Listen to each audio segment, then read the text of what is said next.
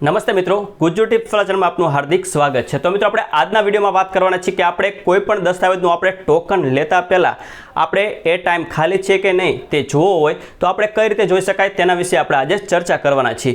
તો આપણે દસ્તાવેજનું ટોકન લેતા પહેલાં આપણે ટાઈમ શા માટે જોવો પડે છે તો એ તમને હું સમજાવી દઉં। આપણે કોઈ પણ નોકરી કરતા હોય કે કોઈ કામ ધંધે હોય તો આપણે અગાઉ આપણે રજાનું સેટિંગ કરવું હોય તો આપણે તેના માટે એ દસ્તાવેજનો ટાઈમ ખુલ્લો છે કે નહીં તે આપણે ગરવી વેબસાઇટ ઉપર જઈને આપણે જોઈ શકીએ છીએ। ત્યારબાદ આપણે વકીલને આપણે કહી શકીએ છીએ કે તમે આ તારીખનો ટાઈમ તમે લઈ લો, એવું તમે એડવાન્સ તમે પ્લાનિંગ કરી શકો છો। તો એના માટે તમારે અગાઉ એ ટાઈમ ખાલી છે કે નહીં તે તમે જોવા માટે તેનો ઉપયોગ તમે કરી શકો છો। તો આજના વિડીયોમાં આપણે તમામ માહિતી આપણે સ્ટેપ બાય સ્ટેપ આપણે લેવાના છીએ કે આ ટોકન ખાલી છે કે નહીં તે આપણે કઈ રીતે જોઈ શકાય તેના વિશે આપણે ચર્ચા કરવાના છીએ। તો ચલો મિત્રો આપણે કોમ્પ્યુટરની સ્ક્રીન ઉપર કોમ્પ્યુટરની સ્ક્રીન ઉપર આપણે આવતા રહીએ છીએ। તો સૌથી પહેલાં આપણે કોઈ પણ એક બ્રાઉઝર ખોલી લઈશું। અહીં કોઈ પણ બ્રાઉઝર ખોલ્યા બાદ અહીં તમારે સર્ચ બારમાં એટલે કે તમારે ગૂગલમાં તમારે સર્ચ કરવાનું રહેશે garvi.gujarat.gov.in। આ વેબસાઇટ તમારે ખોલી લેવાની રહેશે। તમે જેવું તમે આ વેબસાઇટ તમે સર્ચ કરીને તમે એન્ટર કરશો એટલે જે ગુજરાત સરકારની જે ઓફિશિયલ વેબસાઇટ છે ગરવી 2.0 એ આ પ્રકારે તમને ખુલી જશે।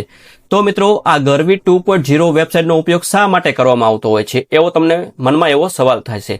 તો ગરવી 2.0 નો તમારે આ વેબસાઇટનો ઉપયોગ તમારે દસ્તાવેજના લગતા કોઈ પણ કામ માટે તમે આ વેબસાઇટનો ઉપયોગ કરી શકો છો। જેવા કે તમારે દસ્તાવેજનું ટોકન લેવું હોય, તમારે દસ્તાવેજ કરવાનો હોય તો તેની પ્રોપર્ટીની લગતી જે જંત્રી જોવી હોય તો તેના માટે ઉપયોગ કરી શકો છો। એ તમારે દસ્તાવેજ તમારે કઈ પ્રોપર્ટી છે તે તમારે સર્ચ કરવી હોય તો તમે સર્ચ માટે પણ તમે તેનો ઉપયોગ કરી શકો છો। આ દસ્તાવેજની ઇન્ડેક્સ 2ની નકલ લેવું હોય, દસ્તાવેજની ખરી નકલ લેવી હોય તો પણ તમે આ વેબસાઇટનો ઉપયોગ કરી શકો છો। તો આજે આપણે ફક્ત ને ફક્ત આપણે જે દસ્તાવેજનો આપણે ટાઈમ લેવાનો છે પણ આપણે હજુ સુધી આપણે તેનું પેમેન્ટ કાપ્યું નથી। તો પેમેન્ટ કાપ્યા પહેલા આપણે દસ્તાવેજનો ટાઈમ લેવા માટે તમારે ટાઈમ ખુલ્લા છે કે નહીં તે જોવા માટે આ વેબસાઇટનો ઉપયોગ આપણે આજે કરવાના છીએ।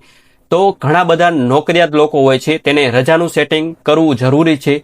તો તમારે આગળનો ટાઈમ તમારે ખુલ્લો છે કે નહીં, કદાચ એ ટાઈમ સ્લોટ ફૂલ પણ થઈ ગયા હોય તો તમે રજા લઈને તમે રાખી હોય તો પણ તમારે એ ફેલ જશે। તો એવા સમયમાં તમારે આ વેબસાઇટનો ઉપયોગ તમારે જરૂર કામ આવશે। તો આજે આપણે તમારે એ ટાઈમ ખુલ્લા છે કે નહીં તે જોવા માટે તમારે સૌથી પહેલાં અહીં લાસ્ટમાં તમને દેખાડે છે વ્યૂ એપોઇન્ટમેન્ટ, તેના પર તમારે ક્લિક કરવાનું રહેશે। તો તમારે એ તેના ઉપર ક્લિક કરશો એટલે આ પ્રકારની ડિસ્પ્લે ખુલી જશે। તો સૌથી પહેલા આપણે કોઈ પણ એક જિલ્લો પસંદ કરી લઈશું। અહીં આપણે અમદાવાદ જિલ્લો પસંદ કરી લઈશું। તો અમદાવાદ જિલ્લામાં તમારે કઈ સબ રજિસ્ટ્રાર ઓફિસ આવે છે એ તમારે પસંદ કરવાની છે। જો કદાચ તમને કઈ સબ રજિસ્ટ્રાર ઓફિસ આવે તે કદાચ ખ્યાલ ન હોય તો તમારા જે એડવોકેટ દસ્તાવેજ કરવાના હોય તેને પણ તમે કોલ કરીને અથવા તો તમે જાણ કરીને તમે કહી શકો છો કે મારી કઈ સબ રજિસ્ટ્રાર ઓફિસે આવશે। તો તમારે કઈ સબ રજિસ્ટ્રાર ઓફિસે તમારે જવાનું રહેશે એ અમને નામ આપો, તેના આધારે તમે સબ રજિસ્ટ્રાર ઓફિસ તમે સિલેક્ટ કરી શકો છો। ધારો કે તમારે અહીં બોપલ આવતી હોય તો મિત્રો બોપલ સિલેક્ટ કરી લેવાની છે। એવી રીતે તમારે જે લાગુ પડતી હોય એ સબ રજિસ્ટ્રાર ઓફિસ તમારે સિલેક્ટ કરી લેવાની છે। એ સબ રજિસ્ટ્રાર ઓફિસ સિલેક્ટ કર્યા બાદ અહીં તમારે કેપ્ચો નાખી દેવાનો રહેશે। તો ચલો મિત્રો આપણે કેપ્ચો નાખી દઈશું। કેપ્ચો નાખ્યા બાદ અહીં તમારે તારીખ પસંદ કરી લેવાની છે।